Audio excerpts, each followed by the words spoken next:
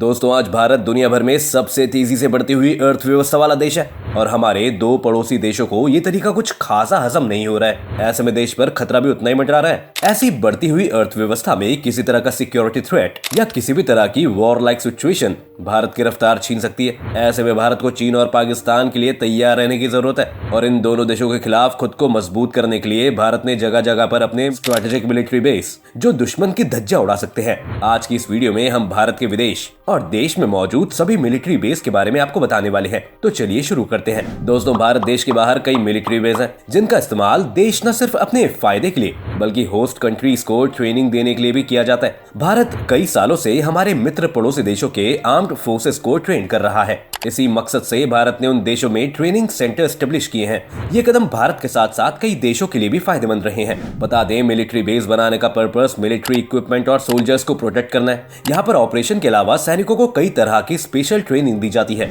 United states of America के विदेशों में 38 इंटरनेशनल मिलिट्री बेस है। आइए जानते हैं भारत के मिलिट्री बेसेस के बारे में।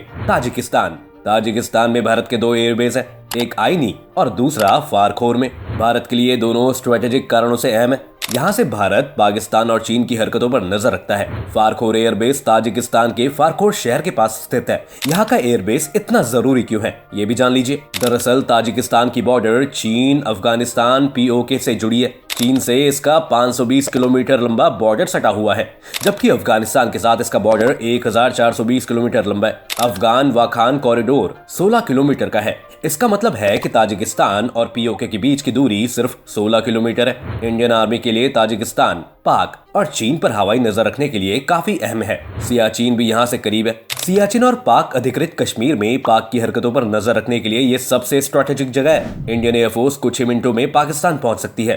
ताजिकिस्तान पर इन दोनों एयरबेस के बारे में विस्तार से जान लेते हैं।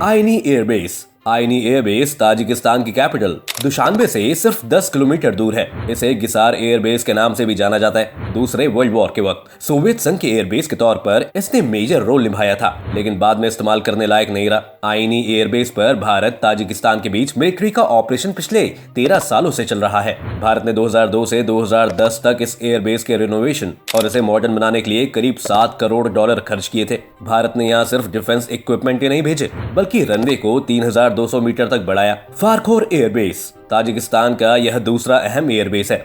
यह कैपिटल दुशानबे से साउथ ईस्ट में 130 किलोमीटर की दूरी पर है। रिपोर्ट के मुताबिक 1996 से 1997 में हमारी खुफिया एजेंसी रॉ ने यहाँ अफगान नॉर्दर्न अलायंस के साथ एक जॉइंट ऑपरेशन चलाया था। कहते हैं कि यहाँ रॉ न सिर्फ खुफिया इंफॉर्मेशन कलेक्ट करती थी, बल्कि हेलीकॉप्टर जैसी फैसिलिटीज भी मुहैया कराती थी। भारत ने यहाँ छोटा मिलिट्री हॉस्पिटल भी शुरू किया था, जिसे मैत्री हॉस्पिटल भी कहा जाता है। यहाँ तालिबान से लड़ाई में घायल अफगान नॉर्दर्न अलायंस के जवानों का इलाज किया जाता था। तब से इसे भारत के एयरबेस के रूप में पहचाना जाने लगा। मीडिया रिपोर्ट्स में दावा किया गया है कि यहाँ हमारी एयरफोर्स के MiG-29 विमान की 2 स्क्वाड्रन तैनात है। फिलहाल यहाँ भारतीय सेना ताजिकिस्तान आर्मी और सिविलियन के लिए मेडिकल सुविधाएं उपलब्ध करा रही है। हालांकि सरकार ने ना तो कभी इस बात से इनकार किया, ना इसकी पुष्टि की। डिफेंस एक्सपर्ट के मुताबिक भारत की ताजिकिस्तान में सेना की तैनाती से पाकिस्तान काफी परेशान है और इस संबंध में उसने ताजिकिस्तान सरकार से नाराजगी भी जाहिर की है, क्योंकि इन एयरबेस के जरिए भारत अफगानिस्तान के अंदरूनी हालत पर नजर रखता है और मुश्किल से मुश्किल समय में अफगान के नॉर्दर्न अलायंस सेना की मदद करने में एबल है। स्ट्रेटेजिक विजन से इंपॉर्टेंट इस देश में फिलहाल किसी दूसरे देश का इस तरह का कोई सेंटर नहीं है।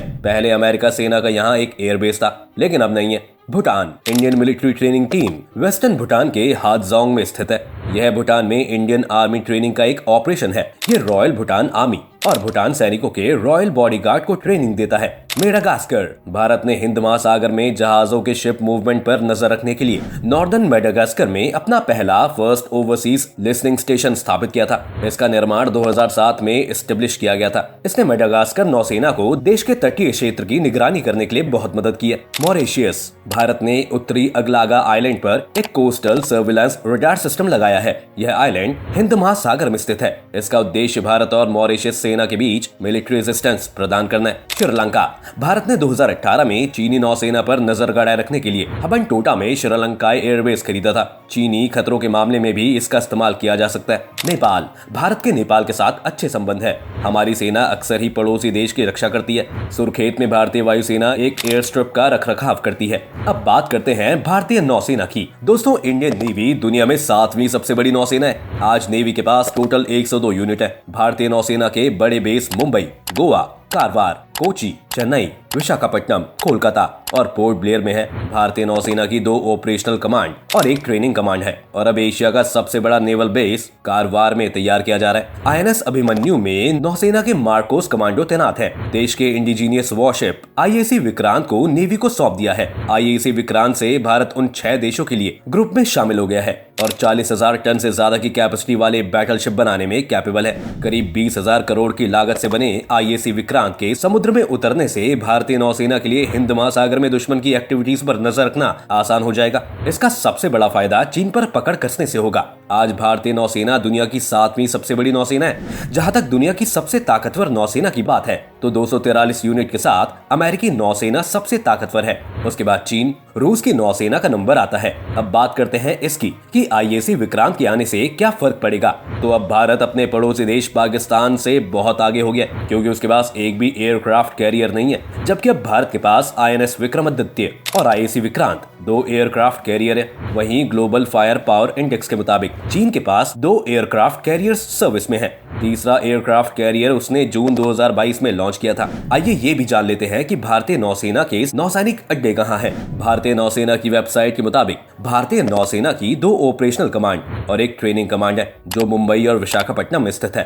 Western Naval command Mumbai, eastern Naval command Visakhapatnam, जबकि कोच्चि स्थित southern Naval command training command है। भारतीय नौसेना के बड़े बेस मुंबई, गोवा, कारवार, कोच्चि, चेन्नई, विशाखापट्टनम, कोलकाता और पोर्ट ब्लेयर में स्थित है। भारतीय नौसेना का वेस्टर्न फ्लीट मुंबई में और ईस्टर्न फ्लीट विशाखापट्टनम में स्थित है। इसके अलावा शिप्स के फ्लोटीला, सबमरीन्स के स्क्वाड्रॉन और कई एयरक्राफ्ट हैं जिनका ऑपरेशन नौसेना कई नेवल एयर स्टेशन के जरिए करती है। आज भारत समुद्री क्षेत्र में चीन और पाकिस्तान की चुनौती से निपटने के लिए बड़ी तैयारी कर रहा है और वो कर्नाटक के कारवार में एशिया का सबसे बड़ा नवल बेस बना रहा है। कारवार नवल बेस गोवा के साउथ में 80 किलोमीटर और मंगलौर से 320 किलोमीटर नॉर्थ डायरेक्शन में स्थित है। इसकी लोकेशन इसे किसी तरह के साइक्लोनिक स्टॉर्म से बचाने के लिए कारगर करेगी।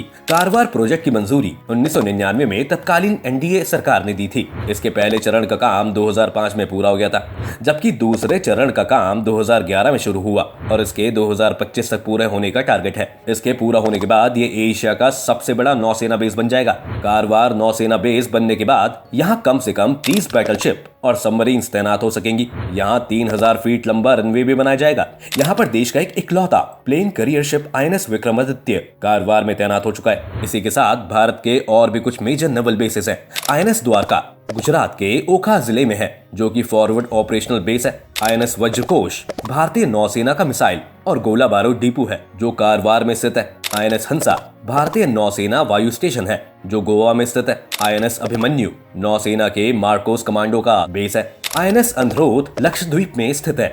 इन सभी मिलिट्री बेसेस के साथ इंडिया लगातार अपनी स्ट्रेंथ बढ़ाता जा रहा है, जिससे भारत तो सिक्योर रहेगा ही रहेगा, साथ ही इन मुल्कों को भी ये मैसेज मिलेगा जो सोचते हैं कि भारत पर आसानी से हमला किया जा सकता है। और भारत की सुरक्षा 2008 के मुंबई हमले के बाद और बढ़ गई है, जब पता लगा था कि आतंकवादी समुद्र के रास्ते भारत में आने लगे हैं। लेकिन आज भारत में घुसपैठ करना लगभग नामुमकिन है और आज भारत विश्व शक्ति के तौर पर उभर रहा है। दोस्तों, आपकी क्या राय है? भारत को और कहां मिलिट्री बेस डेवलप करने चाहिए? हमें अपनी राय कमेंट सेक्शन में बताएं।